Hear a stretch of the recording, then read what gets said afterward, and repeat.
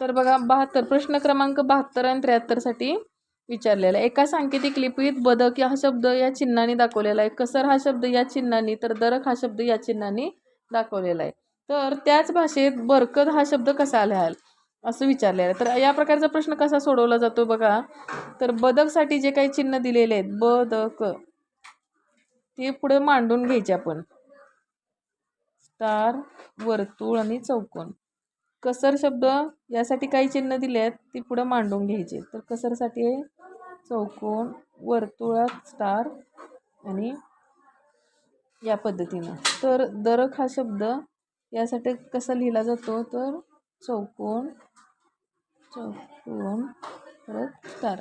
तर आता काय करायचं यामध्ये प्रत्येक शब्दासाठी कोणतं आलेलं अक्षर आहे ते शोधून काढायचं. तर यावर काय करायचं तर समान अक्षर कुठं कुठं रिपीट झाले ते बघायचं. पहिल्यात, दुसऱ्यात, तिसऱ्यात क हे अक्षर रिपीट झाले मग चिन्ह पण ते रिपीट झालेलं असणार आहे. चौकोन चौकोन चौकोन म्हणजे क साठी चौकोन हे अक्षर येणार आहे. तर यामध्ये बघा क नंतर त्यानंतर दिलेलं आहे कोणतं द. द हे अक्षर कुठं रिपीट झाले पहिल्यात आणि तिसऱ्यात. मग द साठी येणारं अक्षर तेच रिपीट करायचं आहे. तर स्टार द साठी येणार आहे स्टार.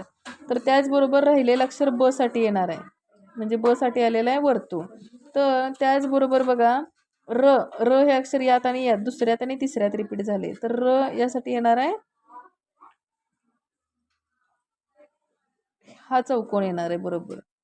हा चौकोन. मग आपल्याला विचारलेला आहे प्रश्न बरकत. बरकतसाठी कोणते अक्षर येईल किंवा कोणती चिन्ह येतील असं विचारलेलं आहे. ब साठी आलेलं आहे वर्तुळ, र साठी आलेलं आहे चौकोन, क साठी आलेलं आहे फक्त चौकोन रिकामा, द साठी आलेलं आहे स्टार. अशा पद्धतीचा क्रम कुठे आहे बघायचं. तर पर्याय क्रमांक 2 मध्ये दिसते आपलं उत्तर. त्यामुळे पर्याय क्रमांक 2 हे आपलं योग्य उत्तर राहील.